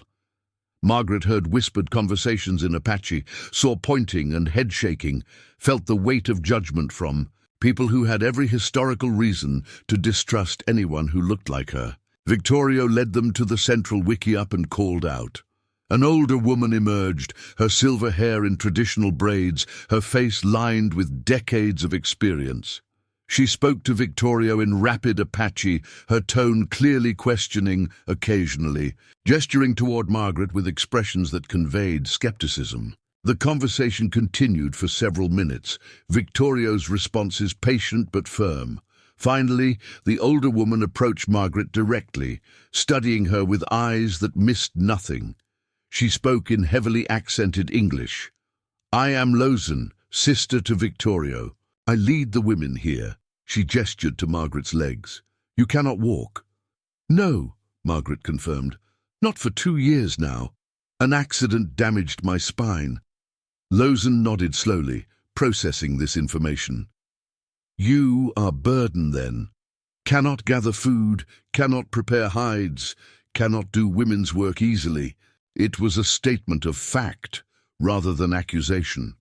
Why should we share our supplies with one who cannot contribute? The blunt question cut to the heart of Margaret's fear. She had no good answer beyond what she'd already done, and that seemed pitifully insufficient given the challenges these people faced. "I saved 3 children," she said quietly, "Niol, Desba, and Tayanita. I treated the boys' wound, hid them from militia, protected them when betrayal would have been safer. I don't know if that earns me anything here, but it's all I have to offer as an explanation for my presence." Lozan's expression shifted subtly. "You speak their names. You remember them." "Of course I remember them. How could I forget?" The older woman studied her a moment longer, then spoke again in Apache to Victorio. His response seemed to satisfy something, because Lozan nodded and turned back to Margaret. "You may stay, not as a burden, but as one who serves as able. You have hands, yes? Hands that work? Then you will use them. Many tasks do not require walking." She gestured to several younger women who had gathered nearby. "They will help you, but you must earn your place here, understand?" "I understand," Margaret said, relief washing through her. "Thank you." Lozan's expression remained stern. "Do not thank me yet. Life here is hard, harder than your ranch, harder than any white woman's life. You may wish you had gone with the militia instead." Over the following days, Margaret discovered the truth of Lozan's warning. The Apache women welcomed her with reserved courtesy, but made clear through gesture and occasional English that sympathy for her disability would not excuse idleness. They helped her establish living quarters in a small wickiup near Lawson's own dwelling, positioning everything at heights she could reach from her seated position. But help with accommodation did not mean freedom from work. From dawn until dusk, Margaret found herself engaged in tasks that pushed her capabilities to their limits. Sitting on the ground with her useless legs stretched before her, she learned to grind corn into meal using the traditional metate and mano stones. Her arms and shoulders, already strong from years of propelling her wheeled chair, grew even stronger from the repetitive motion required to process enough grain to feed the community. She learned to weave baskets from willow branches gathered by others, her fingers developing calluses from the tough fibers. She prepared medicinal herbs under Lawson's instruction, learning which plants treated fever, which prevented infection, which eased pain. The knowledge built on her basic understanding from treating Neol's wound, expanding into a comprehensive education in traditional Apache healing practices. She scraped hides brought by hunters, preparing leather for clothing and shelter. She sewed moccasins and repaired garments, her neat stitches earning grudging approval from women who'd initially dismissed her capabilities. She tended fires, prepared food, and performed countless small tasks that, while not requiring mobility, demanded skill and endurance. The physical labor exhausted her, but it also gave her purpose. She was contributing rather than merely surviving. She was earning her place rather than accepting charity. The distinction mattered more than she'd expected. The children were among the first to fully accept her presence. Tyanita, the youngest girl Margaret had sheltered, became a frequent visitor to her wickiup, bringing small gifts of flowers or interesting stones and sitting nearby while Margaret worked. The child's presence was a comfort, a reminder of why she'd made the choices that led her here. Neol came less frequently, but with equal significance. His shoulder had healed well, the scar a testament to Margaret's medical care.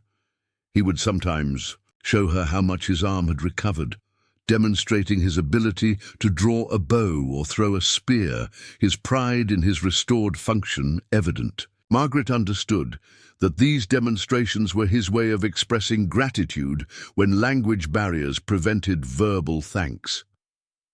Desba, the oldest, maintained more distance, but watched Margaret with thoughtful attention. One evening, perhaps, 2 weeks after Margaret's arrival, the girl approached with deliberate purpose. She sat beside Margaret's work area and spoke carefully in English. "You teach me more white words? I learn from mission school, but forget many. You help me remember?"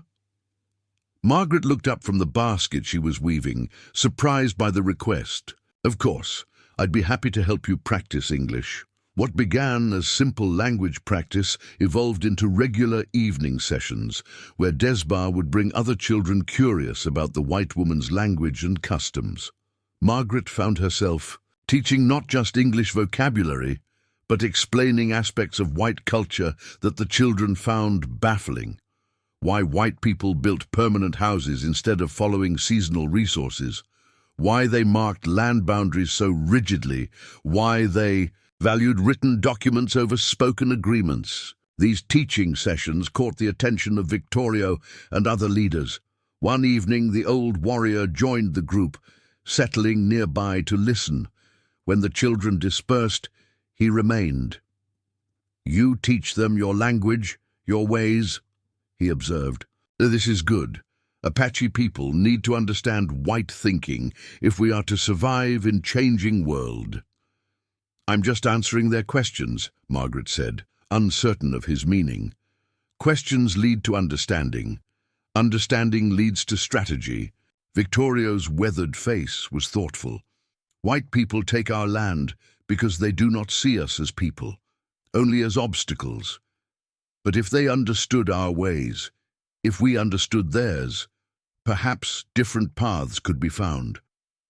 "I'd like to believe that," Margaret said. But the men hunting this canyon don't want understanding. They want submission or elimination. This is true of men like Vernon Garrett, Victorio agreed. But not all white people think as he does. You proved this. Perhaps others exist who might choose different paths if they saw different possibilities. The conversation revealed a dimension to Victorio that Margaret hadn't fully appreciated before. He wasn't simply a warrior defending his people through force. He was a strategist thinking in terms of cultural survival, seeking ways to navigate a world that had turned hostile to everything his people represented. "What would you want white people to understand?" Margaret asked. "If you could make them see one thing differently, what would it be?" Victorio considered the question seriously. That we are not savages to be civilized or eliminated. We are a people with our own wisdom, our own ways of living well on this land. We do not reject all change. We trade, we adapt, we learn, but we will not become white people with brown skin. We will not abandon everything that makes us Apache simply because newcomers demand it.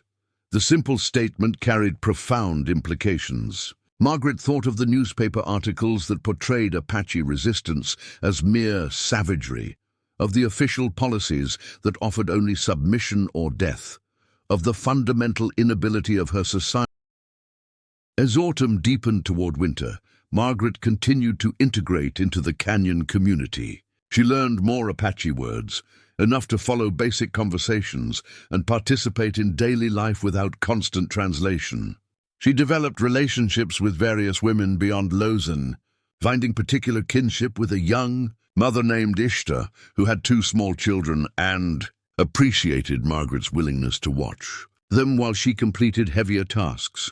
But the relative peace of the hidden canyon existed in tension with growing awareness of the military campaign unfolding beyond its protective walls. Scouts returned regularly with reports of troop movements, burned wiki-ups, skirmishes with Apache bands, and forced relocations to reservations. The net was tightening around all free Apache, and everyone knew that eventually the canyon's location would be discovered. Warriors held councils more frequently, debating strategy and preparing defenses. Food was carefully rationed despite the canyon's resources, anticipating possible siege conditions. Every able-bodied person contributed to stockpiling supplies, preparing weapons, and drilling defensive procedures. Margaret participated as she could, her role focused on medical preparation. Under Lausanne's guidance, she created stores of healing supplies, prepared bandages, and learned emergency treatments for wounds that would inevitably come if soldiers found the canyon. The work was grim, forcing her to confront the likelihood of violence she'd hoped to avoid.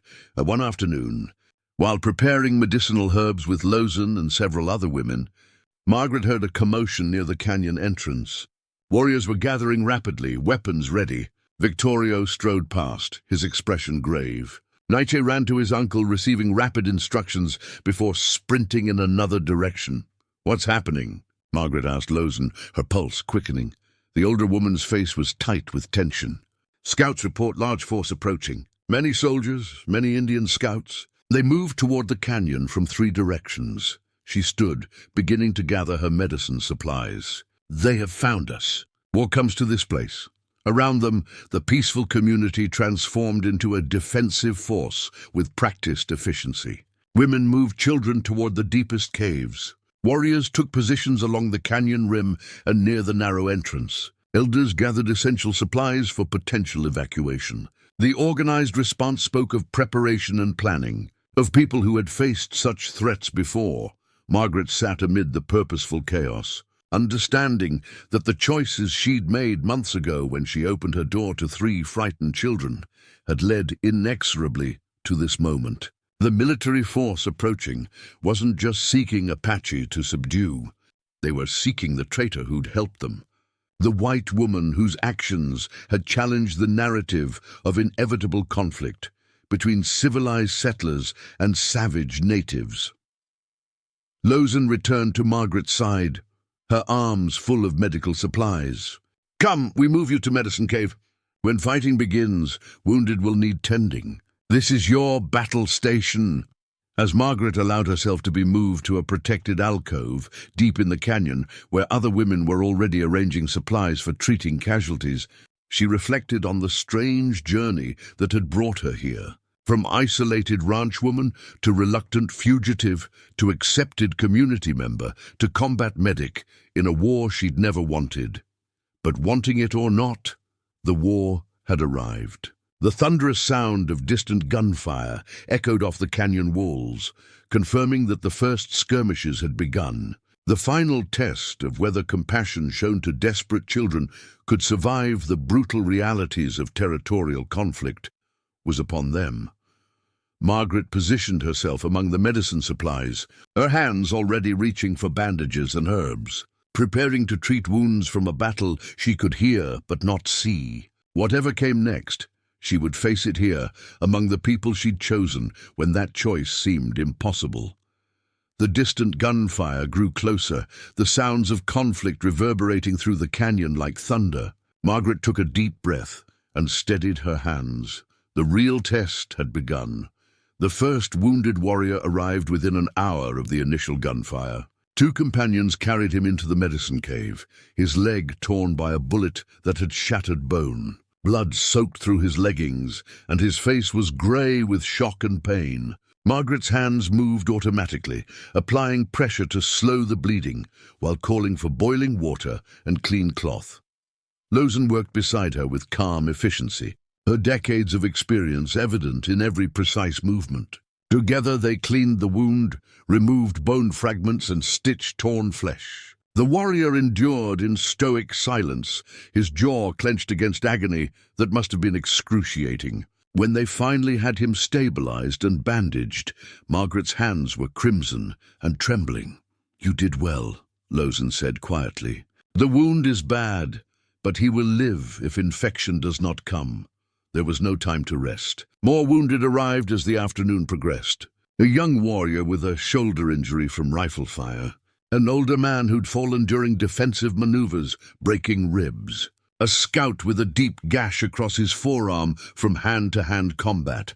Each required immediate attention, testing Margaret's skills and endurance. Between treating casualties, she could hear the battle's progression through sound alone. Rifle fire echoed continuously, sometimes distant, sometimes terrifyingly close. Warriors shouted commands in Apache. Occasionally, she heard English voices, soldiers calling to each other as they attempted to penetrate the canyon's defenses. The narrow entrance that made the canyon defensible also created a brutal choke point where every advance cost the attackers dearly. As dusk approached, Victorio himself appeared at the medicine cave. His face was lined with exhaustion, and a graze wound on his temple had left dried blood on his cheek, but his bearing remained commanding. He surveyed the wounded, spoke quietly with Lawson, then approached Margaret. "The soldiers cannot break through the entrance," he reported. "Too narrow, too well defended. They have tried 3 times. Many of their men lie dead in the passage." His expression was grim rather than triumphant. "But they bring more forces. They will try other strategies. This is not over. How long can you hold?" Margaret asked, though she dreaded the answer. "Days, perhaps longer." "We have water, food, defensive positions." Victorio paused. "But they have time, supplies, reinforcements. Eventually, they will find ways to pressure us. Siege tactics, cutting off our water source, or simply waiting until our supplies run low and forcing us to emerge. Is there any possibility of negotiation?" Margaret suggested, knowing even as she spoke how unlikely it seemed. Victorio's laugh was bitter. "The officer commanding is Colonel William Bradford. He has said publicly that the only good Apache is a dead Apache. He offers no terms except complete surrender to reservation, which means slow death instead of quick one." The old warrior's eyes met hers directly. "But there is something that might change the situation. If we had proof that white people can live peacefully with Apache, that cooperation is possible. Perhaps this would give ammunition to those in your government who still believe in treaties rather than extermination." Margaret understood what he was suggesting. "You want me to speak to them?" To testify about what I've experienced here, not testify to them, Victorio corrected. Testify to the world beyond them. There are newspapers, yes? Writers who tell stories that reach far beyond this territory. If they heard from a white woman who chose to live with Apache rather than return to her own people, if she could explain why, he trailed off. The implication's clear. They'd call me a traitor, a collaborator, possibly insane, Margaret said. My testimony might do more harm than good. Perhaps, Victorio acknowledged. But what we do now leads only to more death. My people die defending this canyon. Soldiers die attacking it. And when it is over, nothing changes except more grief, more hatred, more certainty that our peoples cannot coexist. He gestured to the wounded warriors surrounding them. Your words might change nothing, but they might change everything. Is it not worth attempting? Before Margaret could respond, a tremendous explosion shook the canyon. Dust and debris rained from the cave ceiling. Screams echoed from outside, and the tempo of gunfire intensified dramatically. Lodzen rushed to the cave entrance, spoke rapidly to a warrior, then returned with urgent news. They used dynamite, trying to collapse the entrance walls, create wider passage for assault. Her face was tight with concern. If they succeed, our defenses will be overrun. We must prepare for evacuation to deeper caves. The organized efficiency Margaret had witnessed earlier now accelerated into controlled urgency. Women began moving supplies deeper into the canyon's cave system. Children were gathered and assigned to specific adults responsible for their safety. Warriors, who weren't actively defending the entrance, took positions throughout the canyon, preparing for fighting that might penetrate their defensive perimeter. Margaret found herself being moved again, this time to an even deeper cave, where the most vulnerable community members were being sheltered. Tyanita clung to her as they traveled, the little girl's fear evident despite her attempts at bravery. Margaret held her close, murmuring reassurances she wasn't certain she believed. Night fell, and the character of the battle changed. The soldiers ceased their direct assaults on the entrance, but rifle fire continued, sporadically. Torches appeared on the canyon rim above, suggesting troops had climbed the walls to establish positions overlooking the settlement. Bullets occasionally zinged off rocks or thudded into wiki-up walls, forcing everyone to remain in protected positions. Lodzen moved through the darkness, checking on people, offering comfort and practical assistance. When she reached Margaret's position, she sat heavily, her energy clearly depleted. This is bad, she said quietly. They have high positions now. Can shoot down into canyon. Makes everything dangerous. She looked at Margaret with unusual directness. Victoria was right. We need something to change the terms of this fight. Your voice, your story, it might be the only weapon we have that soldiers cannot defend against. How would I even reach anyone who matters? Margaret asked practically. I'm trapped in this canyon just like everyone else. There are ways, Lodzen said. Secret paths known only to us. Ways to move through this territory unseen by soldiers. If you were willing to be carried out, to reach a place where your words could be heard, she let the possibility hang unfinished. Margaret's mind raced through the implications. Leaving would mean abandoning the community that had protected her, possibly putting herself at risk of arrest or worse. But staying meant watching the slow destruction of these people through siege or assault, knowing she might have been able to change the outcome. A commotion near the cave entrance interrupted her thoughts. Warriors entered carrying someone, their voices urgent. Margaret recognized Vernon Garrett even before they brought him fully into the torchlight. The militia leader was wounded, conscious but barely, his leg shattered below the knee. Found him trying to climb down cliff wall, one of the warriors explained in halting English. He fell, injured himself. What should we do with him? The question carried weight. This man had led the militia hunting the children, had attempted to arrest Margaret, had probably advocated strongly for the military assault on the canyon. Traditional warfare would justify killing him outright or letting him die from his injuries. Instead, Victorio gestured toward the medicine area. Take him there. Treat his wounds. Murmurs of protest rose from some warriors, but Victorio's raised hand silenced them. We are not savages who kill wounded enemies. We are Apache. We have honor." He looked meaningfully at Margaret. "And perhaps this man's survival will itself tell a story that needs hearing." Garrett was positioned near Margaret's work area, his leg obviously requiring immediate attention. Through his pain-hazed eyes, recognition dawned as he saw her. "You," he breathed, the word mixing accusation with confusion. "You're alive. You're with them voluntarily." "I'm going to treat your leg," Margaret said, gathering supplies. "This will hurt considerably. Try not to move." As she worked to clean and stabilize his shattered leg, assisted by Lozen's skilled hands, Garrett drifted in and out of consciousness. During his lucid moments, he watched Margaret with an expression she couldn't quite interpret. Horror? Confusion? Dawning understanding? Why? He finally managed to ask, "Why are you helping me? I tried to arrest you. I called you a traitor." Margaret didn't pause in her work. "Because you're injured and I can help. Same reason I helped 3 frightened children months ago. Same reason I'm here now. Some things matter more than sides in a conflict." "You've gone native," Garrett muttered, though his tone lacked its earlier venom. "Lost your mind, forgotten who you are." "No," Margaret said firmly. "I've remembered who I am.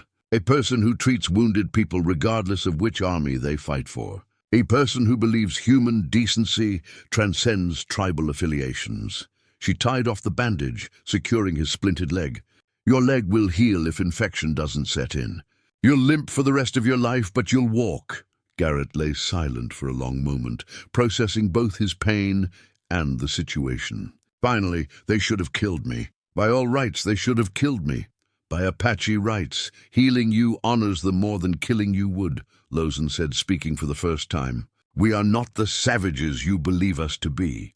The night wore on, with sporadic gunfire and constant tension. Margaret dozed fitfully between treating minor injuries and checking on the wounded.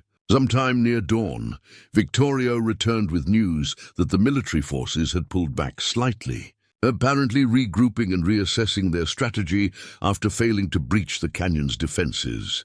"They will negotiate now," he predicted.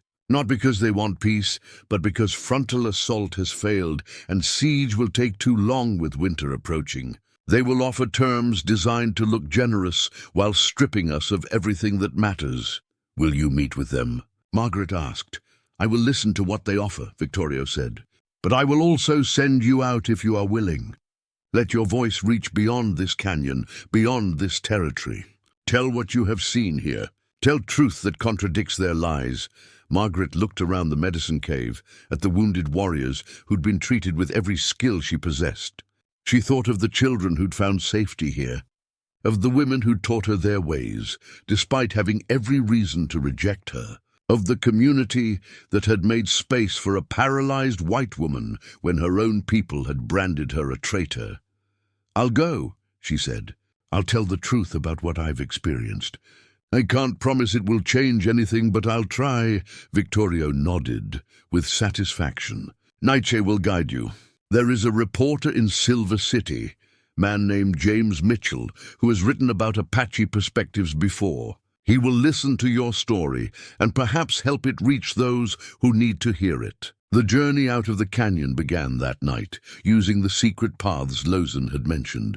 Naichi and 2 other warriors carried Margaret on an improved travois through passages so narrow and steep that she marveled at their ability to navigate them.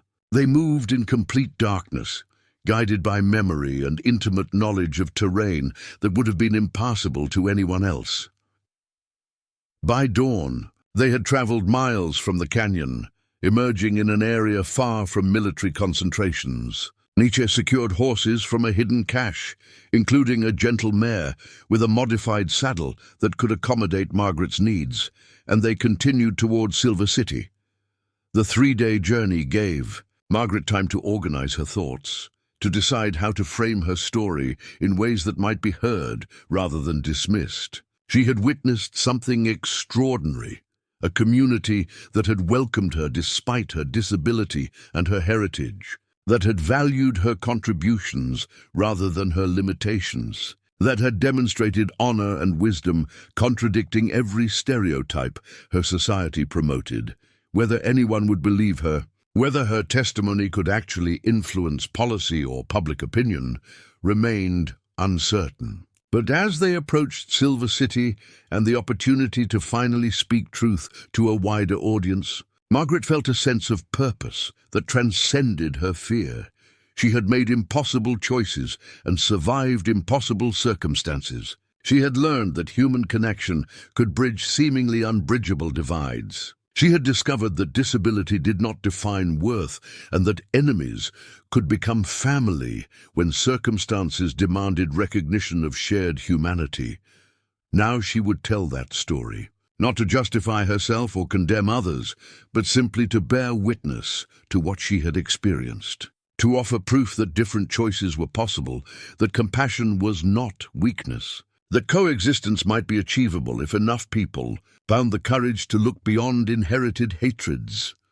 The paralyzed woman who had once measured her world in the distance between her bed and her kitchen table now measured it in the possibility that her words might help prevent further tragedy, that a single testimony about unexpected mercy might plant seeds of understanding in soil too long dominated by fear and violence. As Silver City's buildings appeared on the horizon, Margaret straightened in her saddle and prepared to speak her truth. Whatever consequences followed, she would face them knowing she had honored the debt she owed to 3 frightened children who had knocked on her door during a desert storm, seeking only the basic human compassion that should never have been controversial. The final chapter of her story was yet to be written, but its opening words would be these: "I am Margaret Hayes, and I am here to tell you what really happened in the Arizona Territory in the autumn of 1877. What I witnessed there changed everything I thought I knew about enemies, about civilization, and about the courage required to choose humanity over hatred." Up next, you've got 2 more standout stories right on your screen. If this one hits the mark, you won't want to pass these up. Just click and check them out. And don't forget to subscribe and turn on the notification bell so you don't miss any upload from us.